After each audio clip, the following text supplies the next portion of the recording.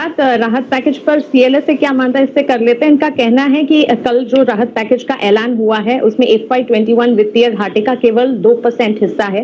Package का 2/3 हिस्सा guarantee और लिक्विडिटी स्कीम से जुड़ा है और इनका ये भी मानना है कि एमएसएमई, एनबीएफसीज और डिस्कॉम्स के लिए जो कदम उठाए गए हैं वो काफी सराहनीय है। राहत पैकेज पर क्रेडिट स्विस का मानना है कि पैकेज का ज्यादातर हिस्सा एमएसएमई का क्रेडिट फ्लो बढ़ाने पर है। एमएसएमई इक्विटी स्कीम उत्साहजनक है और जानकारी आगे और क्या मिलती है पैकेज से जुड़ी और प्रेस कॉन्फ्रेंस सेक्टर से जुड़ी होंगी उन पर उनकी नजर रहेगी। और साथ ही मॉर्गन स्टैनली मानकर चल रहा है कि फाइनेंशियल सेक्टर के लिए राहत पैकेज है। पैकेज से बैंक्स के लिए रिस्क कम होंगे और एनबीएफसी की लिक्विडिटी स्थिति में काफी हद तक सुधार देखने को मिलेगा।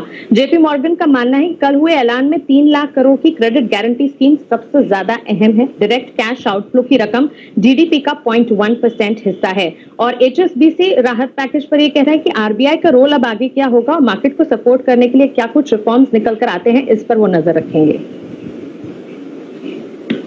सर वो भी बताइए। बिल्कुल अनिल जी, रिजल्ट्स पर कोटक महिंद्रा बैंक पर सीएलएसए की रिपोर्ट है। खरीदारी की राय ही इन्होंने लक्ष्य 1425 से बढ़ाकर 1450 के किए हैं। अनुमान से बेहतर कामकाजी नतीजे रहे हैं। लोन ग्रोथ में धीमापन है, डिपॉजिट मजबूत और एमएसएमई पैकेज से काफी हद तक सहारा मिलता हुआ दिख रहा है। मारुति पर सीएलएसए की रिपोर्ट है। बिकवाली की राय बरकरार रखी है। 4235 के लक्ष्य बता रहे हैं। कमजोर आउटलुक के चलते रेटिंग डाउनग्रेड की उम्मीद गिर गई है।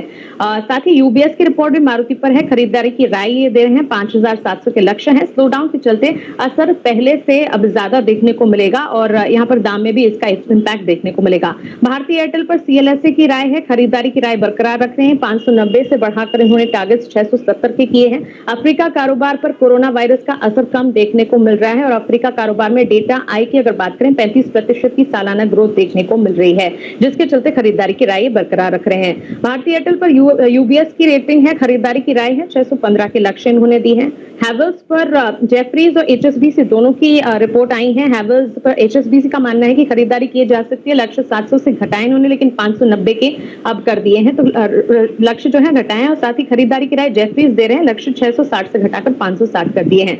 बजाज फाइनेंस पर एचएसबीसी मानता है कि खरीदारी की जा सकती है। लक्ष्य 3700 के मानकर चलें। कोरोना वायरस के चलते लोगों के खर्च करने के तरीके में बदलाव आया है, जिसके चलते कंपनी के कारोबार पर असर दिखेगा। मॉर्गन स्टैनली का मानना है कि बजाज फाइनेंस पर ओवरवेट रेटिंग दी गई है। लक्ष्य 2740 दिए गए हैं। परिस्थिति में सुधार होने से सबसे जल्द रिकवरी आने की उम्मीद ये जता रहे हैं। और अंत में टाटा पावर पर मॉर्गन स्टैनली की रिपोर्ट है। रेटिंग अपग्रेड कर इन्होंने आउट परफॉर्मेंस की रेटिंग दी। लक्ष्य 63 से घटाए हैं, 38 अप कर दिए हैं। इनफैक्ट ओवरवेट रेटिंग दी है। शेयर दाम इंट्रिंसिक वैल्यू से काफी सस्ते दाम पर है और नॉन रेगुलेटेड कारोबार में रिकवरी की आगे उम्मीद है। ओके, तो ये है तमाम रिपोर्ट।